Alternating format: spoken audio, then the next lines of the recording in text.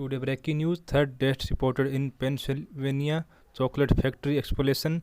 4 people remained missing in the blast and the likelihood of finding them alive was diminishing. West Reading Fire Chief Chad Moyer said the remains of a third apparent victim of a chocolate factory explosion in Pennsylvania were discovered at the site on Saturday.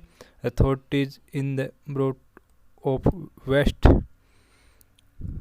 Reading said the find brings to 3 the number of fatalities connected to Friday blast at RM Palmer Company, with 4 others unaccounted for more than 24 hours after the incident.